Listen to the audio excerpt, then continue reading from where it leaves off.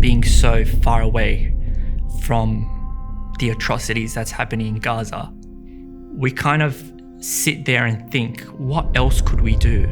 We share everything that we see on Instagram. We attend every single protest. But what else could we do? I had the time, I had the youth, I had the energy, I had the health. And my fear would be that one day I'm gonna have to stand in front of the martyrs and explain to them what I did for them. I didn't want to stand in front of Allah subhanahu wa ta'ala one day and say, I didn't do my part. We have just witnessed one of the worst incidents in Rafah. 40 people dead. I have seen beheaded children.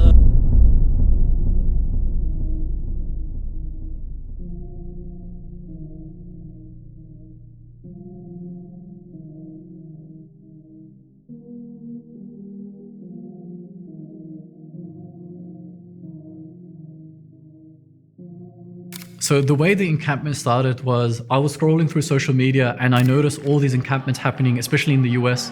And I was sort of like, hey, all these non-Muslims are doing something. And then I saw that at UC, the non-Muslims were doing something as well. And I felt that we would be blameworthy not to be a part of it. And so it was a feeling of great guilt and shame that forced us to actually get started. It was just about establishing a few tents, making sure that there are at least a few brothers present there at all times, especially during the night. It was talking to the other groups, establishing our Islamic principles, talking to shayukh about what's correct Islamically, what isn't. Also discussing with Palestinian activists how we can best approach this situation, what we want to get out of this situation, and ensuring that people who wanted a role had a role to play in the encampment, whether they were a student or not a student. So that's the way the encampment began, slowly by slowly, ensuring that, it was slow and steady, but something consistent, something that was strong. Some of the biggest challenges we faced were internal. And what I mean by that is having the patience and the perseverance to stick it out. The most obvious ones that people would talk about would be things like the weather. It was raining for a large part of the encampment. The ground was quite muddy. It was very cold. It was very windy. So a lot of our things would break from the wind. We had rain pretty much 80% of the time we were there. Some days we had 60 millimeters of rain per night, winds of 70 kilometers per hour. There was also the challenges of the attacks from Zionists. We had someone walk past our encampment and look at us and make a throat-slitting hand gesture. There was one particular night where 4 Zionists came to the encampment at about 3 a.m. and they played the children's Hebrew song, Mini Mini Machira, which at first you might think, it's just a children's song, but it's the same song that the IDF played on repeat for 8 hours as a torch tactic towards Palestinian hostages. Particular mainstream media outlets have sought to tarnish the reputation of groups and individuals within our community. They tried to do a hit piece on 60 Minutes, which was laughable in terms of the links that they tried to make, and they just get the basics wrong. So personally, I had one of the journalists actually come to my house to try to sort of maybe apply some pressure or intimidate me in some particular way. As a Palestinian, you grow up hearing the stories of the Nakba. And for a bit of context, all 4 of my grandparents are Nakba survivors, and you see the repercussions of any elements of war. Witnessing this genocide over the last 8 months, I see not only the devastation that's happening right now and the immediate devastation, I also see what's going to happen in the next 5, 10, 15, 75 years. We see that impact. And so throughout the entirety of this encampment, all I could think was, if we can help stop the war today, if we can help stop and cut ties with Israel, even if that means stopping a war that's going to happen in 10 years' time, we've potentially saved one life, one family, and years and decades of intergenerational trauma. I think being in Australia, being so far away from the atrocities that's happening in Gaza, we kind of sit there and think, what else could we do? We share everything that we see on Instagram. We attend every single protest.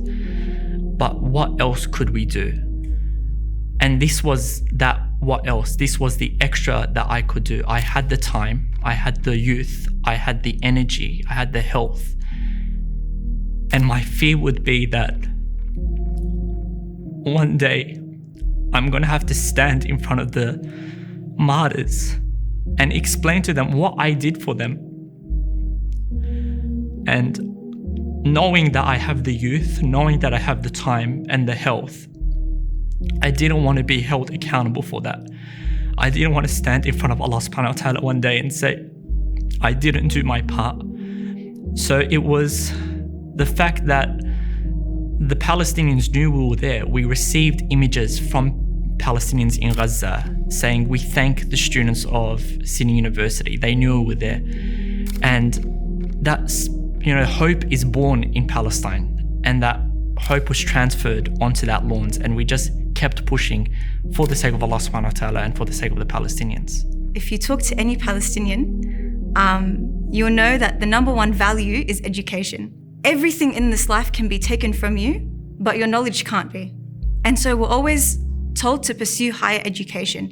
And to me, it's upsetting that in order to maintain this value of education, I have to go against this moral code where my education and my money is being used to fund the genocide of my people.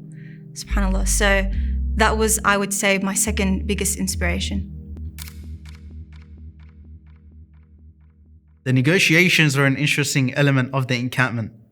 Probably the most exciting element because, once you go in and then you come back out, you can see people looking at you and looking at the paper that you're holding in the hand, and they're waiting for an update of what's actually occurred and what the outcome has been of the encampment so far. The negotiations were quite tricky in the sense that in the very beginning, we knew that our demands were quite unrealistic, and we went in with that expectation that not all the demands were going to be met, but inshallah we'll be left with something that's beneficial and that's a step in the right direction and that we can be satisfied with. And so we pursued negotiations with the university, and then we had a bit of a back and forth. We sent a counter proposal. We sent a number of counter proposals. We prayed so much istikhara and we did our mashwara, and everyone was praying tahajjud and making dua that these negotiations were successful. And then the Thursday and the Friday, right on the 5 p.m. mark, was when we actually hit the deal.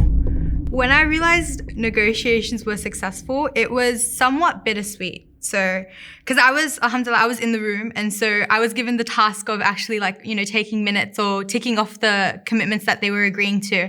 And then when he read it back to us and I was ticking every single commitment, I was like, oh, is this actually happening? Because we had heard that agreements were very, very difficult to come to, and that the university wasn't even open to listening to anything. And coming to the end of it, having achieved disclosure and having prompted the university to start the necessary procedures to begin divestment, this is something that was honestly beyond our expectations. We've actually been put in a position, alhamdulillah, where we are helping create a working body right now that's going to investigate USID's ties and USID's investments with Israel. And then on top of that, they will then make suggestions about whether or not they want to divest, and this will go to the Senate, inshallah. But essentially, we have a hand to play. So once we were at the press conference and the deal was read out to the public, it was this very bittersweet moment. I cried actually that night because alhamdulillah, all this effort kind of paid off. But it was bitter at the same time because I built relationships with brothers that you can't build anywhere else.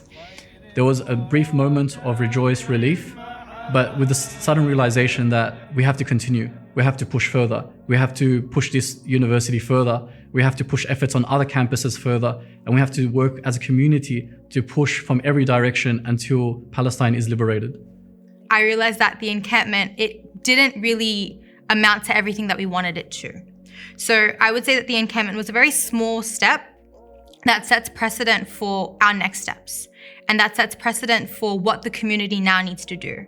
Despite only having a week, we made leaps and bounds. And I think the number one thing that was with us, besides of course Allah subhanahu wa ta'ala and His blessings, was the adab that Islam has taught us. And being able to enter these negotiations in good faith and with good Islamic values, we were able to actually have a productive conversation with the university and make steps towards, inshallah, reaching divestment. And following from that, is the fact that you don't have to shy away from activism like this. You can lead the way and show people what Islam is about. You can show them what Islamic values are by your action, without having to preach, without having to mention it. We didn't have to tell the people and the security guards, we didn't have to tell the other societies that we are endurant, that we are steadfast, that we are patient.